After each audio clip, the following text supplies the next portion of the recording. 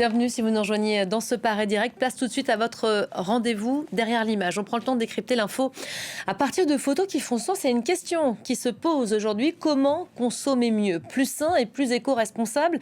C'est tout l'enjeu des applications de scan alimentaire. On va vous parler notamment de Yuka qui a débarqué récemment aux États-Unis et qui, paraît-il, plaît beaucoup à Robert Kennedy Jr., le ministre de la Santé de l'administration Trump. On en parle avec vous, Victorine Sondé. Bonjour. De The Conversation France. Alors, vous avez enquêté pour nous sur le sujet. On va décrypter tous les enjeux, mais d'abord la photo, le cliché. On le regarde, vous nous l'expliquez peut-être.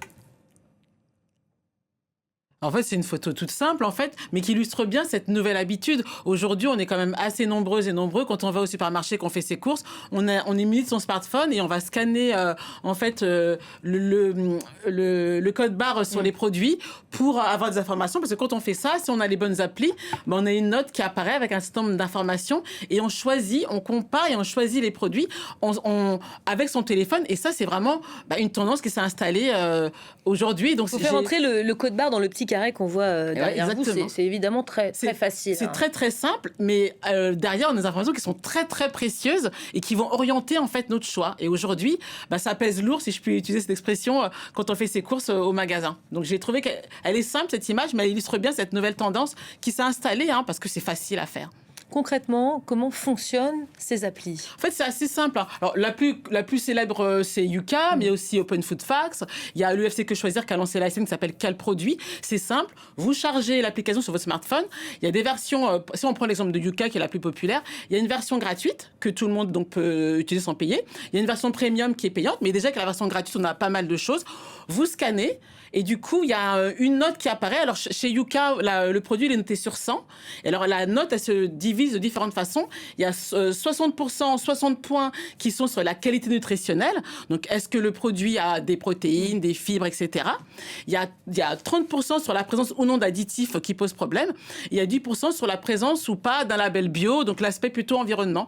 Et on a une note qui sort sur 100 avec une pastille de couleur. Une pastille visible quand même. On voit tout de suite quand c'est rouge, ça saute aux yeux. On se dit, ah mince, si je consomme ça tous les jours. Voilà, si c'est vert, c'est bien, c'est orange médiocre, et rouge, ça veut dire qu'il faut pas y aller, ou en tout cas qu'il faut limiter. Et on peut aller voir pourquoi dans le détail, effectivement. On a la note, on a la pastille, on a quand même une description, une explication qui nous dit pourquoi ce produit, il est limité, pourquoi ce produit, on peut y aller sans réserve. C'est facile. Avec des alternatives proposées aussi, et c'est ça qui fait la force de l'application. Ces applications qui se sont progressivement installées dans nos habitudes de consommation et qui connaissent un franc succès auprès des consommateurs, il faut le dire maintenant. On parlait de Yuka parce que c'est l'une des plus populaires. Yuka a débarqué en fait en France en 2017. Et un an après déjà, elle a trouvé son public, si je puis dire, elle a connu un vrai succès. Elle a plu aux gens, les gens s'en sont emparés. Je vous propose de regarder une archive qui remonte à 2018. Donc, on était en octobre 2018, un an seulement après le lancement de Yuka. Et on voit déjà que Yuka, ça fonctionne en supermarché. Je vous propose de regarder cette image qui date, mais finalement, qui pourrait avoir été tournée hier. C'est le journal de France 2. Le mercredi, c'est le jour des courses chez Catherine Boulanger. Pour l'accompagner à travers les rayons, il y a ses enfants, mais surtout son smartphone. Ok, alors ça c'est bon. Pas question pour cette mère de famille de remplir son chariot sans avoir l'avis de cette application.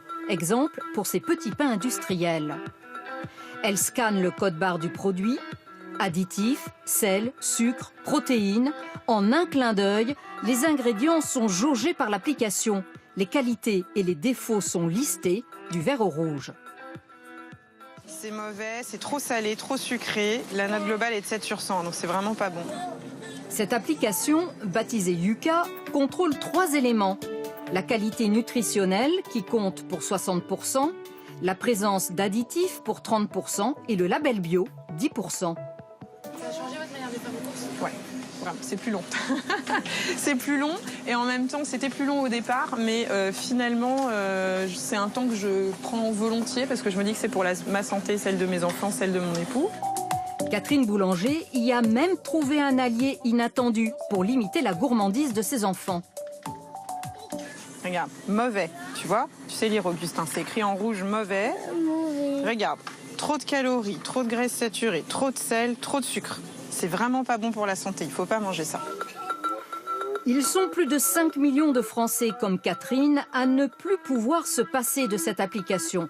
Son logo, une carotte, qui nous aiderait donc à mieux manger. Oui, donc on le voit, en fait, là, c'était en 2018. Aujourd'hui, on pourrait avoir tourné ce sujet. C'est facile, en fait, ça fonctionne bien. Et c'est vrai que c'est tellement connu le succès, Yuka, qu'aujourd'hui, plusieurs pays, vous le disiez, Elisabeth, aux États-Unis, ça fonctionne très bien. Plusieurs pays, en fait, sont emparés de cette application et des applications du même style. Et les gens, en fait, utilisent ça pour faire leurs courses. Alors, des applis d'autant plus intéressantes qu'on vit quand même dans un monde où on nous répète assez régulièrement à quel point on se nourrit mal, à quel point on s'habille mal et à quel point on consomme finalement des produits qui sont néfastes pour notre santé. Oui, mais du coup, grâce à ce type d'application, en fait, on reprend le pouvoir et on peut tranquillement, sans culpabiliser, aller au supermarché. Ça prend un peu de temps, mais finalement, c'est quand même assez simple. Et choisir les meilleurs produits. Parce qu'en fait, la note permet de comparer en magasin. Et comme vous le disiez, l'application propose des alternatives. Donc ça, c'est intéressant. Et c'est vrai que on se demande leur succès, à quoi il est dû.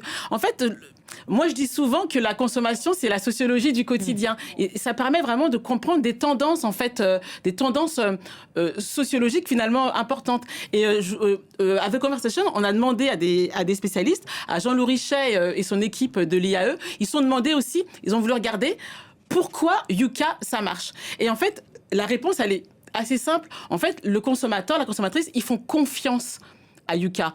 Ils font confiance à Open Food Facts. Dans un environnement, en fait, où aujourd'hui, il y a beaucoup de défiance vis-à-vis de l'État, il y a de la défiance, de la méfiance vis-à-vis des informations qui sont fournies par la grande distribution, et ben, quand on fait appel à ce type de structure, à ces petites entités, eh ben, on leur fait davantage confiance. Il y a aussi Yuka, Open Food Facts, ce sont des petites entités, des petites structures. C'est un peu l'effet, vous savez, David contre Goliath. Les petits indépendants, on leur fait davantage confiance que les gros, que ce soit l'agroalimentaire ou l'État. Et donc, le succès, il vient de là. Il y a aussi autre chose. On a l'impression qu'on le voit sur le sujet avec la dame. On reprend le pouvoir. C'est-à-dire qu'on est armé de son téléphone, on est actif, on va en magasin et on choisit. On a moins l'impression de subir, en fait. Et on éduque aussi, parce que personnellement, j'utilise avec mes enfants, dont l'un qui est plus petit et qui scanne. Alors au départ, il s'amusait à scanner absolument tout. Alors c'est vrai qu'au début, c'est un peu fastidieux parce que il y a beaucoup de pastilles rouges quand même qui apparaissent sur nos écrans, mais après, on prend l'habitude et on repère assez facilement ce qui est bon ou pas. Oui.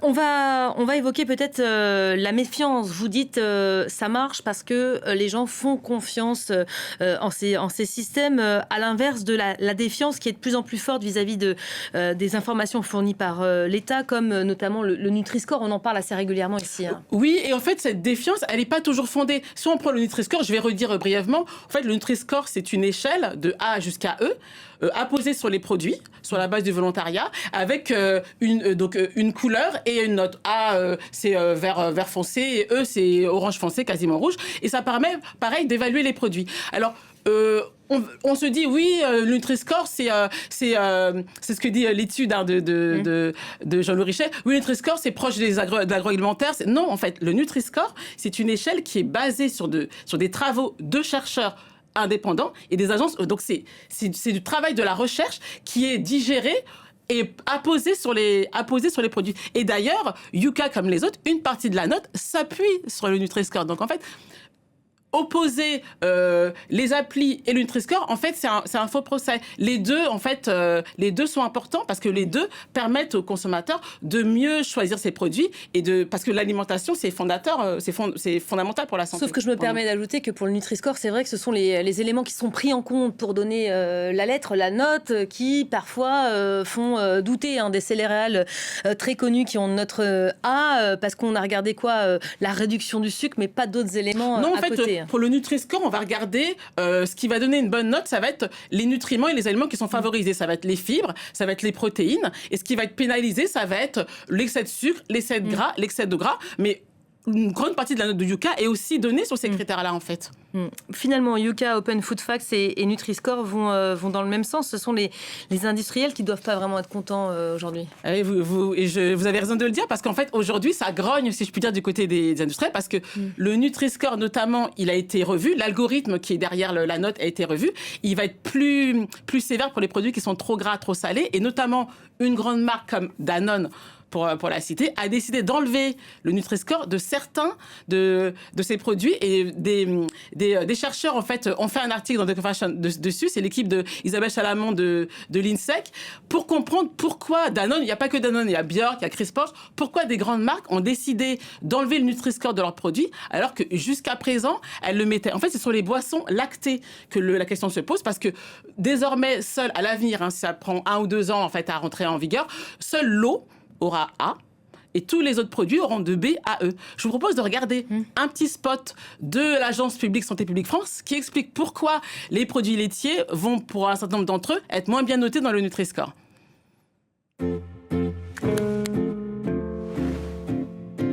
Quel est le meilleur Nutri-Score possible pour les produits laitiers?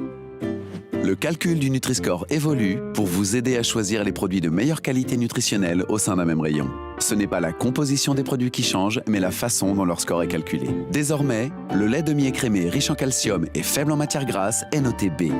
C'est la meilleure note possible pour du lait. Le lait entier, plus riche en matières grasses que le lait demi-écrémé, est noté C. Du côté des yaourts, vous pouvez trouver des yaourts nature, sucrés ou aromatisés, notés A, B ou C, et des yaourts à boire, notés de B à E. Quant au fromage, ils peuvent être notés de C à E. Il est recommandé de consommer 2 produits laitiers par jour et 3 pour les enfants, en alternant lait, fromage et yaourt. Nouveau Nutri-Score, encore plus juste, encore plus utile. Elle est détonnante, la décision prise par Danone aujourd'hui? Oui, elle est étonnante parce qu'en fait, Danone fait partie des grandes marques qui avaient accompagné le Nutri-Score, qui étaient très favorables à cet étiquetage. Et là, en fait, ils rétropédalent et on ne comprend pas bien. Enfin, si, en fait, on le comprend. Parce qu'en fait, Danone va avoir un certain nombre de ses produits lactés, de ses boissons lactées phares, se retrouver avec des notes dégradées.